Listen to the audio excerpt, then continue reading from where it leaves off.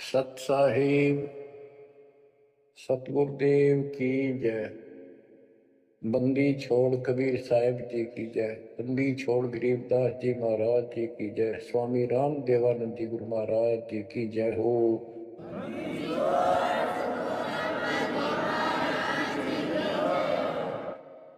सर्व संतों की जय, सर्व भक्तों की जय, धर्मी पुरुषों की जय। श्री काशी धाम की जय, श्री सुडानी धाम की जय, श्री क्रोथा धाम की जय, श्री बरवाड़ा धाम की जय। सत साहिब परमपिता परमात्मा कबीर जी की प्यारी संगत को दास का आशीर्वाद है।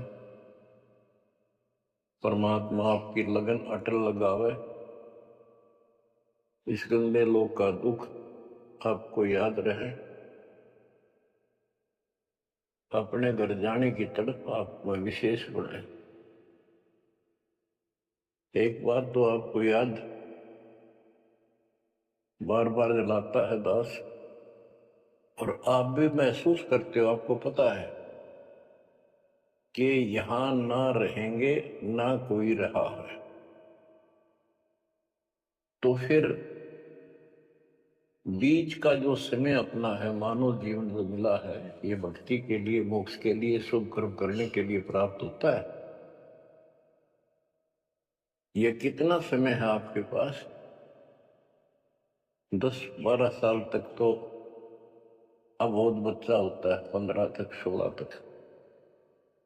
फिर जवानी की मस्ती आ जाती है, शरीर स्वस्थ होता है, और फिर विवाह हो जाता है। विवाह के बाद परिवार की लगन लग जाती है, उसके पालन पोषण, उससे निमटता है, इतना बूढ़ा हो जाता है, वृद्ध हो जाता है। वृद्धावस्था में कभी गोड्डों में दर्द, घुटने दुख है, कभी सिर में दर्द, कभी दांत उखड़ गए, आंखों से दिख नहीं रहा, कभी बीपी आई, कभी शुगर की बीमारी। तो इतनी परेशानी आ जाती है, इसके ऊपर जीना हराम हो जाता है। तो इतने से काम को आप देख लीजिए, प्रोसेस इसका। यदि मोक्ष नहीं हुआ, पूरा सतगुरु नहीं मिला, तो फिर अगले जन्म में क्या होगा? फिर पीछे तू पशुआ की जय गद्दा बैल बनाई, ये 56 भोग कहाँ मन बोरे, कि तक कुरली चलने जाई। तो बच्चों, हम जिस सुख को सुख मानते हैं, हम चाहते हैं धन हो, मंत्री बने, मुख्यमंत्री बने, बस हमारी महिमा हो, यश हो। ये कहने से, सुनने से, कल्पना से कुछ नहीं होता। ये पिछले पूर्व जन्म के तप धर्म कर्मों से प्राप्ति होती है। इस जन्म में यदि शुभ कर्म नहीं किए, अच्छे कर्म नहीं किए, फिर वहीं के वहीं रह जाएंगे। यानी कोई शुभ कर्म बनेगा नहीं, अगले जन्म में फिर कुत्ते की में पाएगा, आज चाहे कोई किसी देश का राष्ट्रपति है। तो क्या बुरी बनेगी अपने साथ? देखो, हम धन चाहते, निर्धन के मन में एक तड़प है कि धनवान सुखी। धनवान सोचता है राजा सुखी। अब आपको एक छोटा सा उदाहरण देता हूं। अब्राहिम सुल्तान अदम राजा भी था, धनी भी था,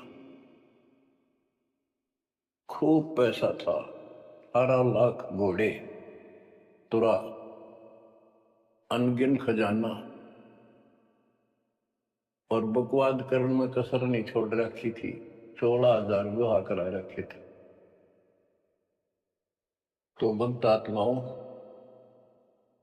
परमात्मा ने उस अपनी प्यारी आत्मा को उस नरक से निकाला जिसको सुख मान रहा था।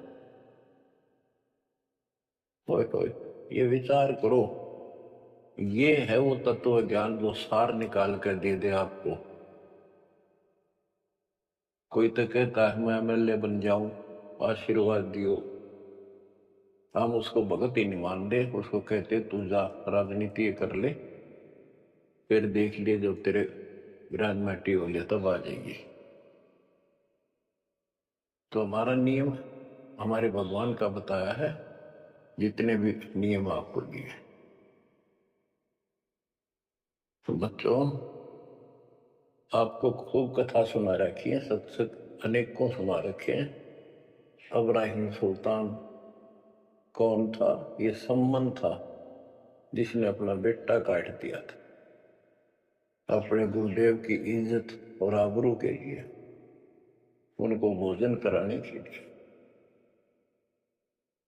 परमात्मा कहते हैं नुक्ते ऊपर ही जगह रे कोटि कर्म दर्जा तुम्हारे। अब उसके मन में, क्योंकि ये सत्संग इसलिए सुनाए जाते हैं कि आपकी आत्मा यहां से कति हट जाए और केवल सतलोक में आस्था बढ़ जाए। उसकी सतलोक में आस्था बढ़ी नहीं उस समय, और ये पश्चाताप करता रहा, हे भगवान मैं धनी होता, बेटा काटना नहीं पड़ता, हे भगवान मैं धनी होता। उस जन्म में भी मालिक ने उसको बहुत कुछ दे दिया था, लेकिन फिर भी उसकी वो इसी तड़प के कारण दे दिया, और वो ही उसका जान का झाड़ मिल गया, वो पार नहीं हो पाया। और फिर अगले जन्म में एक नौशेरवा नाम का बादशाह बना। 70 गंज यानी 70 अरब संपत्ति थी। एक पैसा दान नहीं करे, परमात्मा ने वहां जाकर उसको झटका दिया तो थोड़ा बहुत दान करवाया। वही आत्मा अगले जन्म में इब्राहिम सुल्तान अदम बना। अब जैसे कर्म कर रखा है वो फल तो भगवान देगा, लेकिन इसने के चाटे सुख न इस धन न इस राजपाट में, अगले जन्म में कुत्ता बनेगा। परमात्मा को पता होता है हम अनजान बालक होते हैं, इसलिए परमात्मा उस नरक से निकालने के लिए इब्राहिम सुल्तान आदम के साथ कितना कष्ट उठाया जाता है। एक जीव को निकालने के लिए कितने प्रयत्न किया जाता है। और इसी प्रकार परमात्मा देखो आपके लिए कितनी व्यवस्था कर रहा है, कहां से अपनी महिमा सुनवा रहा है, कहां से आपको जगा रहा है, आपको प्रेरित कर रहा है। बच्चों लोग अच्छा नहीं, इसमें तुम आंख मीच कर मत बैठो। इब्राहिम सुल्तान अदम मस्ती में था, बहुत ठाट बाट थे, धनी राजा था। एक 9 लखा बाग बनवा रखा था, उसमें सोया करता दिन में, कोई दिक्कत नहीं थी उसको, वो सुख मान रहा था। कबीर साहब कहते हैं झूठे सुख को सुख है ये मान रहा मनमोद, ये सकल चबीना काल का, कुछ मुख में कुछ बोध। तो उस नरक से निकालना चाहा परमात्मा ने उसको, उनको पता था ये प्यारी आत्मा ये 4 दिन की बकवाद है, 10 दिन की, 10-20 साल की, उसके बाद असल जन्म कष्ट पाओगी। इसलिए उसको उस नरक से निकालना चाहे। और हम धन्य मांगे भगवान से, तुम इतना मांगे आपको तो गुरु साईं इतना दीजिए जामा कुटुंब समावे, हम भी भूखे ना रहे, अतिथि ना भूखा जावे। इसमें सब कुछ मांग लिया। जामा कुटुंब समावे, रिक्वायरमेंट ऑफ द फैमिली, परिवार की सब आवश्यकता है। वर्तमान में आपने गाड़ी भी चाहिए, छोटा मोटा मकान भी सुथरा चाहिए, और 2 रोटी अच्छी चाहिए, ये सब कुछ देगा आपको, क्योंकि ये धनी है, सेठ है, सारी सृष्टि का मालिक है। तुम उस जगत सेठ कबीर परमात्मा के बच्चे हो। यदि आप ठीक से चलोगे, माता पिता के अनुकूल चलोगे तो क्या जैसा भी कोई माँ बाप है बड़े बच्चों को बहुत सुख देना चाहता है, आपसे दुखी रहने, तो परमात्मा उस प्यारी आत्मा को निकालने के लिए सतलोक से चलकर आए। जैसे आपको वेदों में अनेकों बार प्रमाण दिखाए, पढ़ पढ़ कर सुनाए, वीडियो बना रखी, आप पढ़ते देखते हुए देखा करो। वेद प्रमाण करते हैं कि परमात्मा ऊपर, सबसे ऊपर के लोक में बैठा है, विराजमान है, वहां से चलकर आता है, अच्छी आत्माओं को मिलता है, उनको सच्ची राह दिखाता है भक्ति की, अपने मुख से बोलकर वाणी बोलता है, उच्चारण करके वाणी बोलकर गूढ़ ज्ञान, तत्व ज्ञान, मूल ज्ञान बताता सुनाता है। और वो उस समय जब एक लीला करता है संत की, सतगुरु की, उसके बहुत सारे फॉलोअर हो जाते हैं और उनमें वो नायक की तरह होता है, जैसे सेनापति सुशोभित होता है अपने सेना के ऊपर साथ, ऐसे वो उनका पूज्य होता है। और वो जो वाणी बोलता है वो उनके फॉलोअर के लिए, उनके अनुयायियों को बहुत आनंददायी होती है, बड़ी प्यारी लगती है, क्योंकि वो भगवान की चर्चाओं से भरी होती है और उस मालिक के मुख से उच्चारित होती है। तो गरीबदास जी ने यही बताया है, सुनत ज्ञान गलताना, पद पद समान, अमर लोक से सतगुरु आए, रूप धरा कारवाना, ढूंढत ऊंट मैल पर डोल, बूझत सहाबयाना, दूजा रूप दरिया का सिद्ध का, यात्री का, मुसाफिर का, महल सराय बखाना, ये तो महल हमारे हैं, तू पंथी फिर आयाना है।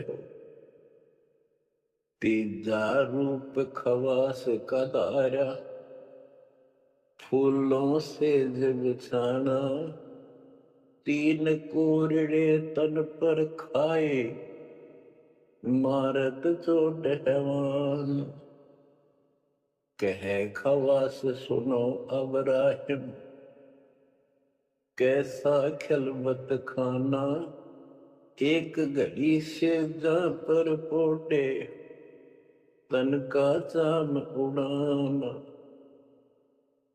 हेत हुसन सब दूर किया, दर्शा तकत बिराना, गैब खवास वहे तिहवारी, कंपन लगे प्राण, अमर लोक से सतगुरु आए, सुनत ज्ञान गलताना, पद पदे समाना, अपने सतगुरु के मुख से सारा ज्ञान सुन के और वो परमात्मा के द्वारा बताई गई पद्धति पर गलतान हो गया, मस्त हो गया, लग गया। लेकिन उससे पहले अमर लोक से सतगुरु आए, रूप धरा कारवाना, एक ऊंटों वाले व्यक्ति का रूप बनाकर जो ऊंट पाला करते हैं, राजा के महल की छत के ऊपर जिसको वो सो रहा था, वहां ऊपर से आकर प्रकट होंगे सतलोक से, और हाथ में लठ ले रखा, उसकी छत पर मारे जोर जोर से, शोर हुआ।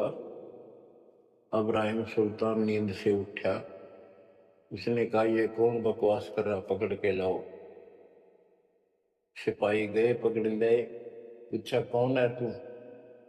परमात्मा बोले मैं एक ऊँटों वाला हूँ, ये छत पे क्या कर रहा था? राजा मेरा ऊँट खो गया, एक गुम हो गया, मैं उसने खोज रहा था, देखो आपकी छत पे पाया जाता है। अब राजा बोला, अरे बोले व्यक्ति, ये राजा का महल है, छत पर कभी उठ चढ़ सकता है? ये कभी नहीं हो सकता।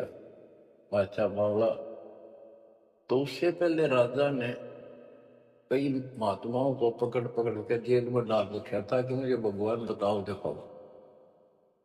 तब कबीर साहब ने कहा, जैसे छत पर ऊंट नहीं चढ़ सकता, ऐसे तेरी बकवादों से रब नहीं मिल सकता, खुदा नहीं मिल सकता। यूं कह के अंतर ध्यान हो गया। फिर कुछ दिन बाद आपको सारी कथा सुना रखी है। ये एक यात्री का रूप बनाकर आए।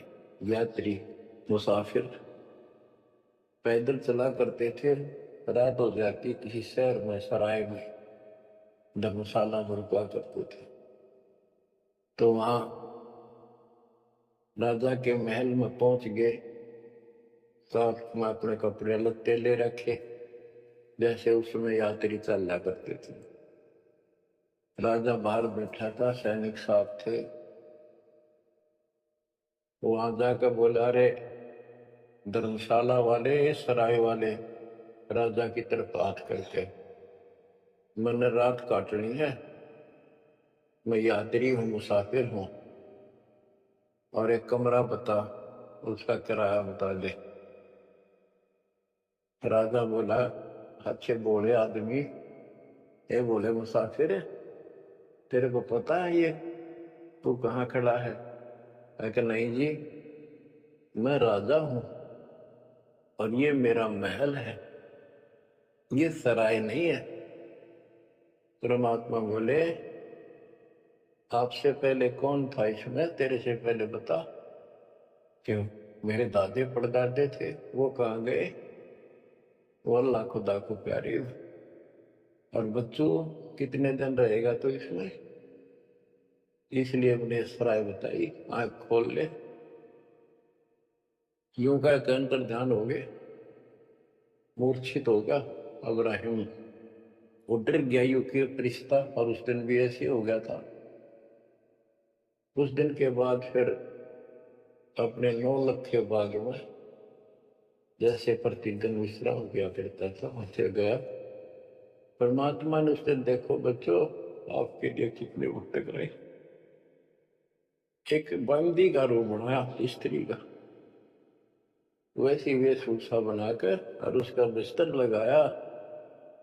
देखो, जो दिन मेरी शरण है, ताका हूं मैं दास। बच्चों, वो हमारा बाप है, और हम इस शैतान के लोक मां के शैतान हो गए, बिगड़ गए। बताओ कितना कष्ट उठाया अपनी प्यारी आत्मा के लिए। कबीर साहब कहते हैं, जो दिन मेरी शरण है, ताका हूं मैं दास।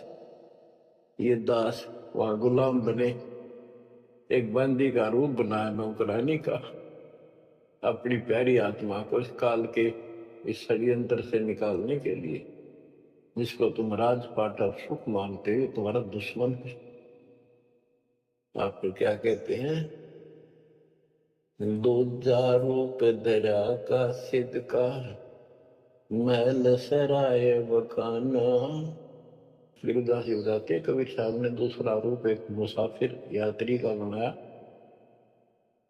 और इस महल को सराय बताया। और वो क्या बोला, ये तो महल हमारे हैं, तू पंथी फिर अयाना। ये हमारे महल है, तू अनजान यात्री घूम रहा है, कहाँ गया? तीजा रूप खवास का दायरा, फूलों से जब बिछाना। तीन कोरड़े तन पर खाए, मारत चोट हैवान। वो शैतान अपने परमात्मा के बंदी समझ के उसने ये सोचा कि ये बंदी मेरी सेज पे कैसे लौट गई। परमात्मा ने उसका बिस्तर लगाया, उस पर आप लौट गए। वेशभूषा नौकरानियों की अलग होती थी, रानियों की अलग थी। उसने कोर्ट में आके कोरडा उठाया।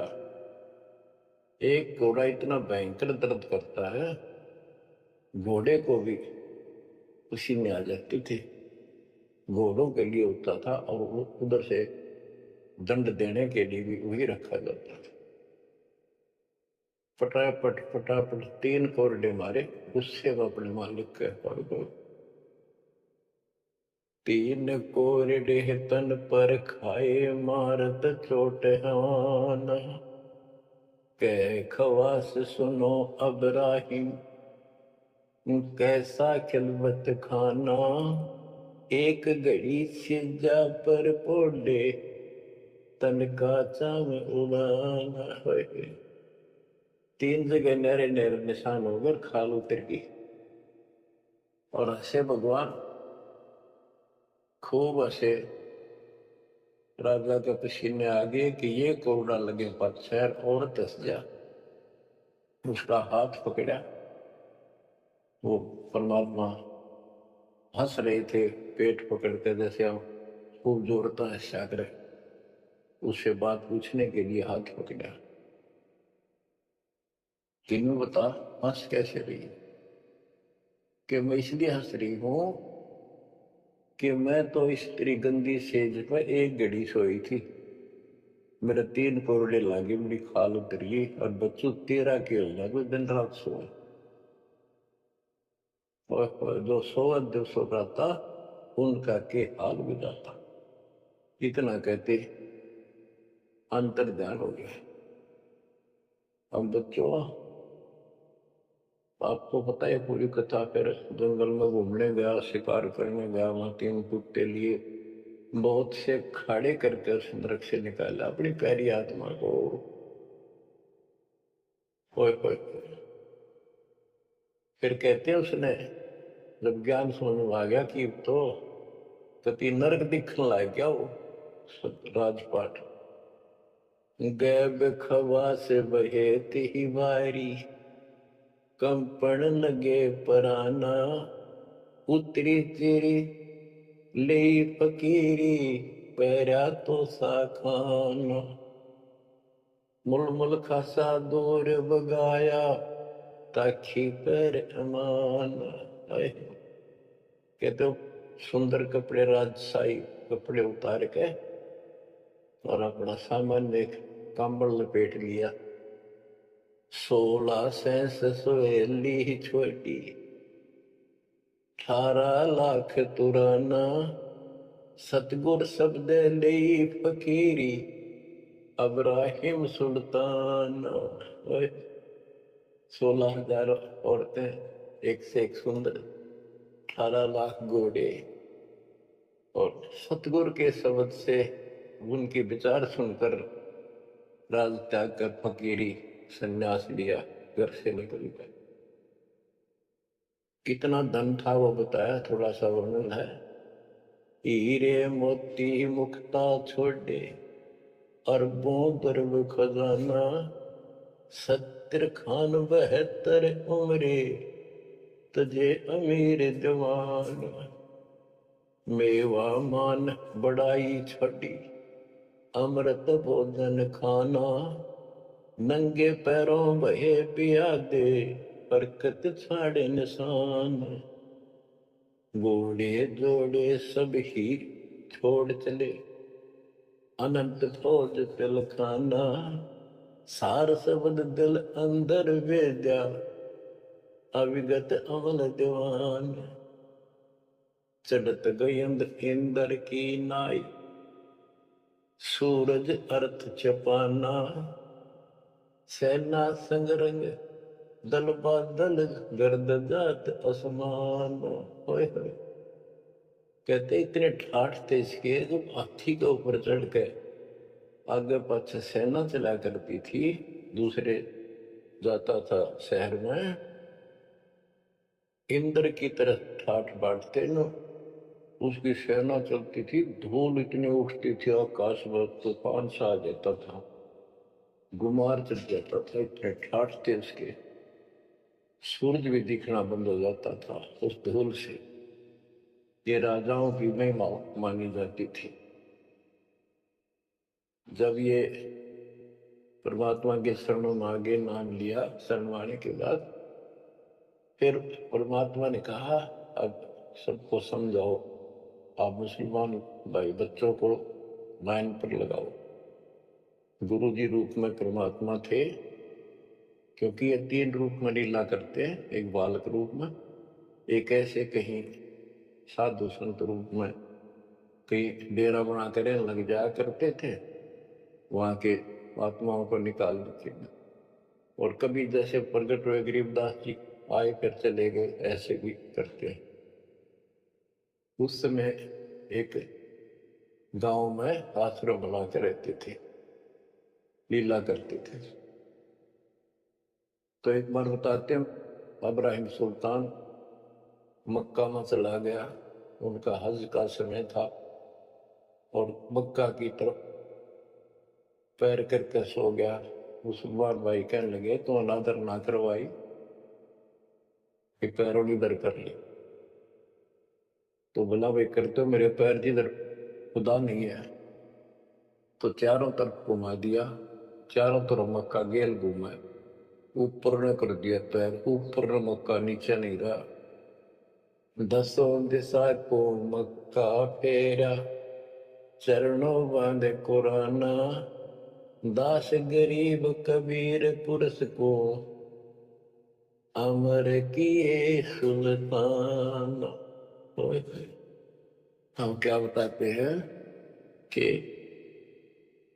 10 दिशा को मक्का फेरा, चरणों बांध कुराना।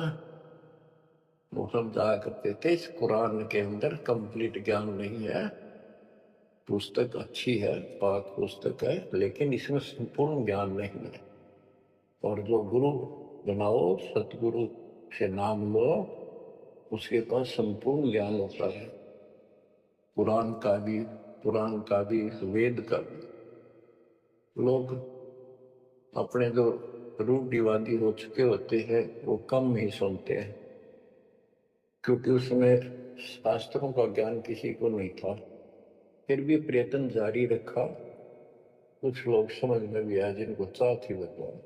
तो बच्चों, इस प्रकार मालिक आज आपके लिए कसर नहीं छोड़ रहा। किस परम पिता ने देखा आपको कैसे निकालने लगे इस गंध से। ये सत्संग ना सुनने को मिला तो जम जाता है। नौका नो प्राणी वैसे वो पूर्व का मंत्र भी करता रहता है, तो अच्छी बात है। मंत्र करते हो, सेवा करते हो, दान करते हो, तो आपका धन जुड़ गया, तो आपके साथ रहेगा। लेकिन आपकी आस्था यहाँ से निकलने गिना बनी तैयो तो आपके लिए दुश्मन बन गया।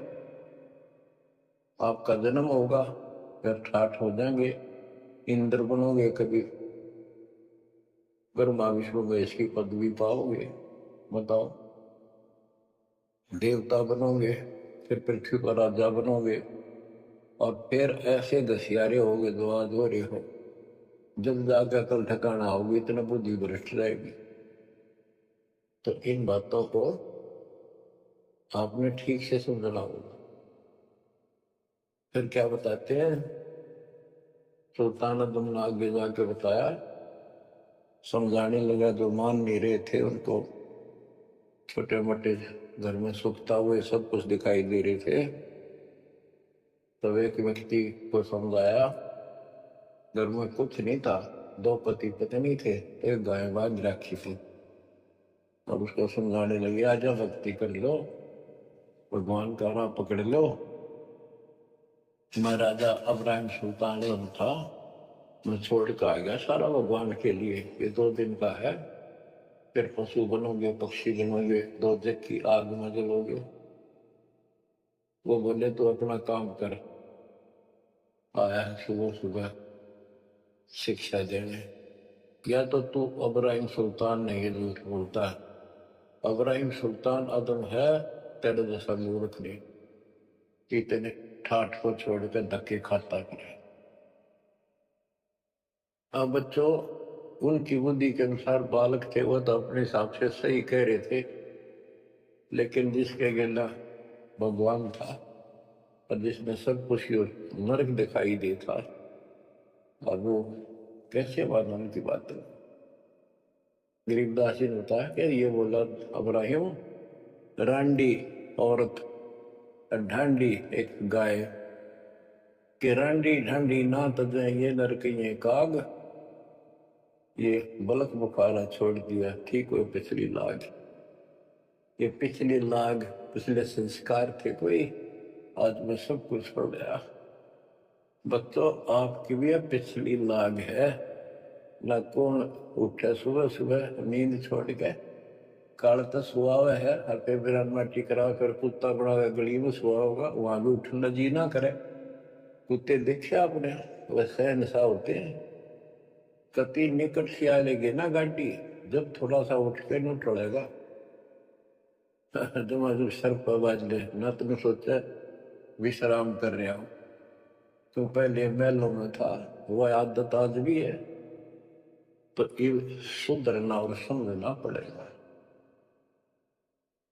बच्चों एक तत्व ज्ञान परमात्मा ने जो बताया, उसके अतिरिक्त इस व्यक्ति का किसी के पास भी तत्व ज्ञान है, और उस तत्व ज्ञान के बिना जीव का उद्धार नहीं है।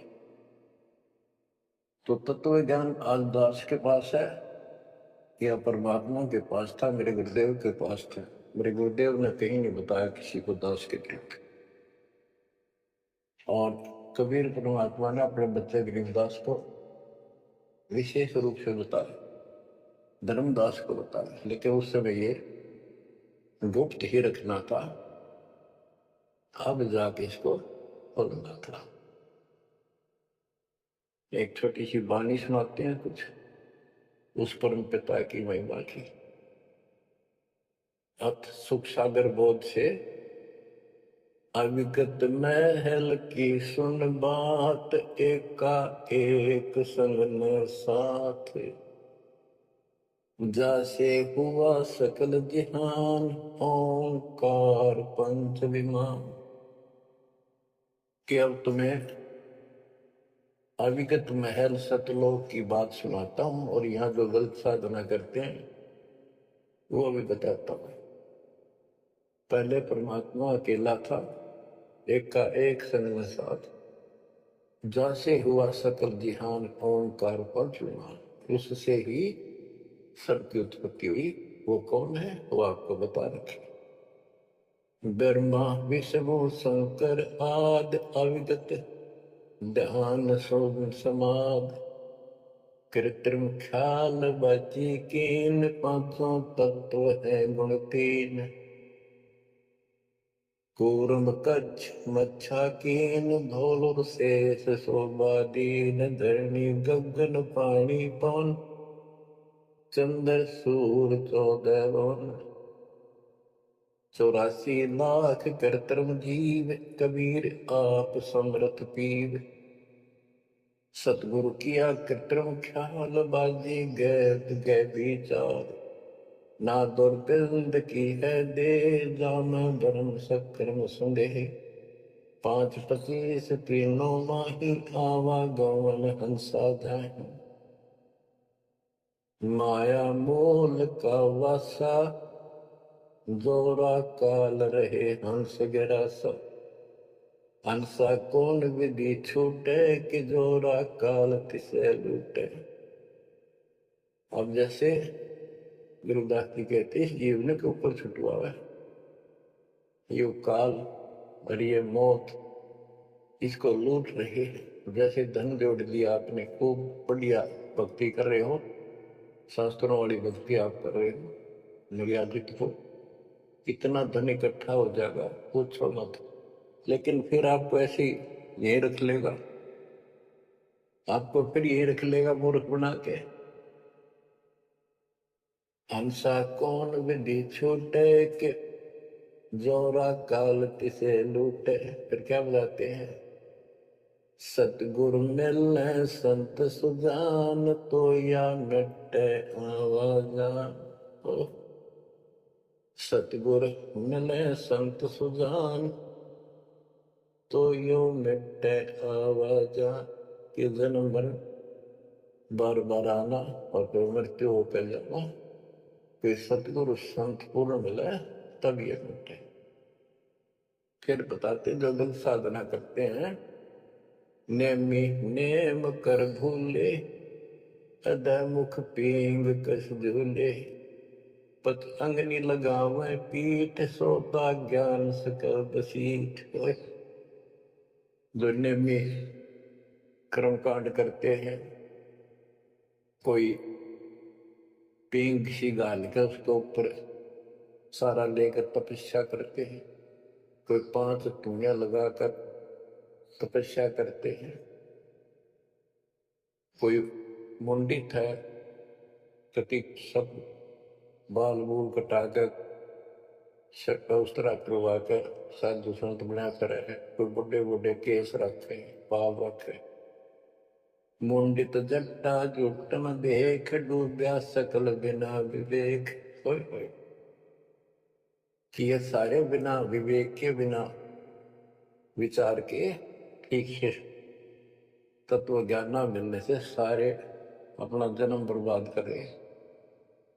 विरक्त उदासी ऐन, माया लग मिठी सेन। बागंबरिया उपंबर ऊट, सो तो बंधे तुमके बूट। गुदरिया बने बहु रंग, बिछड़े फिरत हैं बिनंग।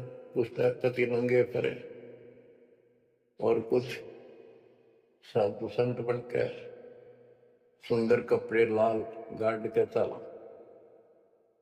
अलोनिया खात है नहीं लोन, दीजे पीठ करतिस गौन। आज कुछ किसी छोटी मोटी साधना करते हैं, उनमें कुछ छोटा मोटा अपना नियम बना रहे हैं। क्या नमक नहीं खाते, कोई कहते हैं प्याज नहीं खाते। परमात्मा कहते हैं ये इस तरह की साधनों से मोक्ष नहीं होगा, अगले जन्म में ऊंट या गधा बनोगे, तुम्हारी कमर के ऊपर नमक लादा जाएगा, फिर कहां भागोगे इससे। यानी सच्ची साधना करो। धरने बैठते हैं मूड, जी में पंच गिरा समरूड।